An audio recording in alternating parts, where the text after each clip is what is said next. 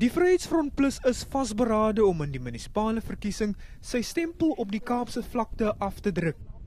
Hy gaan in 49 wyke in die Kaapstad Metroraad meeding en 20 van die kandidate is breinlede van die party. Rashad Davids is al die afgelope 2 jaar lid van die VF Plus in Bonteheuwel. Hy sê breinmense hier is moeg vir wat hy bestempel as die leë beloftes van die DA en die ANC.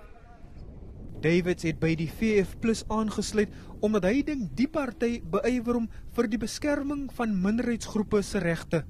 As my Afrikaans 'n neefie man. Ons praat dieselfde taal, moedertaal.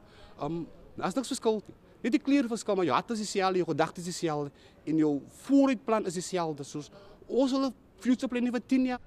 Die moslimleier Imam Farid Isaac stem saam. Hierdie party of ons baie. Of ons dat godsdienst gaat wil weer in skole hê, because ons sien dat die godsdienst door het weggeneem geword van die kinders uit die skole, het die kinders bietjie verward geraak. En ons wil weer Afrikaans in die skole hê. En die party staan saam met ons om Afrikaans weer in die skole te hê.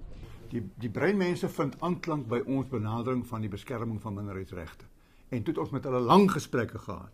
En hulle het gesê hulle is moeg vir die beloftes wat gemaak word deur die ANC en die DA en daarom het hulle by ons aanklank gevind. Die Vryheidsfront Plus glo dat die land se toekoms op koalisieregerings op munisipale vlak berus. Maar maak dit duidelik dat hy nooit 'n koalisie met die ANC of die EFF sal vorm nie. Percival Young, Unis, Kaapstad.